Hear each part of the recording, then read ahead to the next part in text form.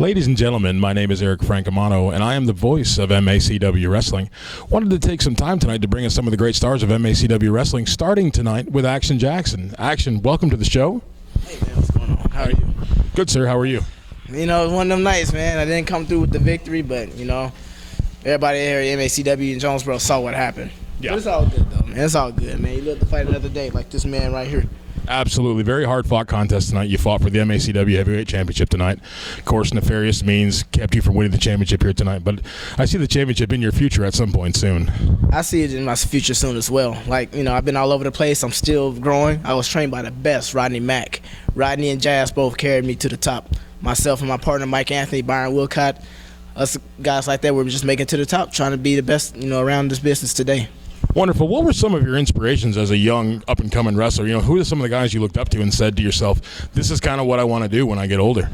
The first couple of people who I'd say reeled me into wrestling would probably be Eddie Guerrero and Bret the Hitman Hart. And, you know, even though they were both on two different channels, you know, I was one of the kids that surfed from channel to channel.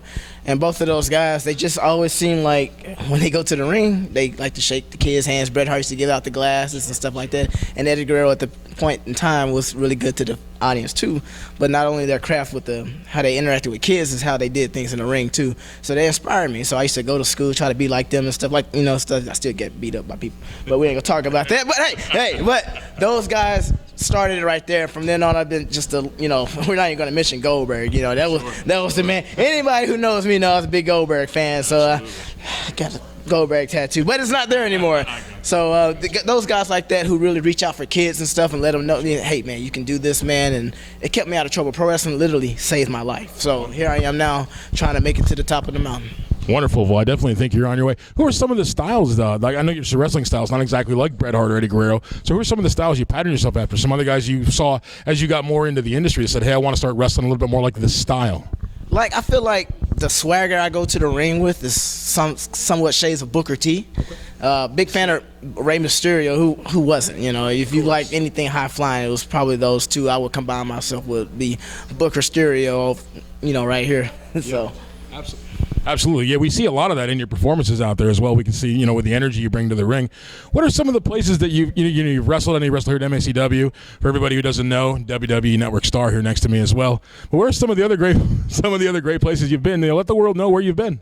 Like, literally, I've been all over the country. Like, in 2 weeks, I'll be in New York City doing another show.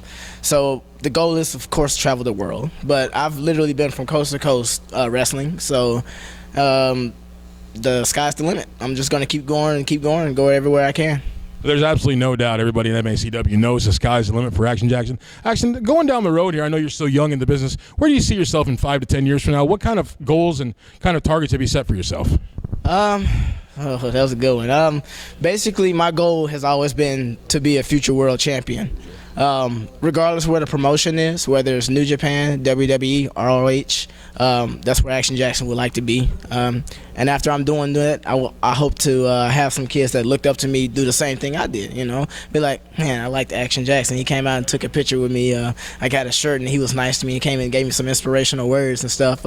He talked about how he was bullied and picked on and stuff, and, you know, I feel the same way. So I would like to share with those kids the things that the wrestlers like Bret Hart that I actually have a personal relationship share with me and make me pursue my dream even further. So that's what I would like to do in 5 to 10 years, even after, let's say I do make it to WWE, you know, and I would like to be that guy to sit there and set that example for all kids, you know, who look up to me or who I inspire. Absolutely. Well, we had a little one here tonight that you actually spent some time with as well. Little birthday boy, little Mr. Dallas was super excited to have you in the ring with him tonight. We wish you nothing but the best, man. You're a great performer. Love watching you perform. Thank you very much for your time. Thank you guys, man. We'll see you later. When I say Action, you say Jackson.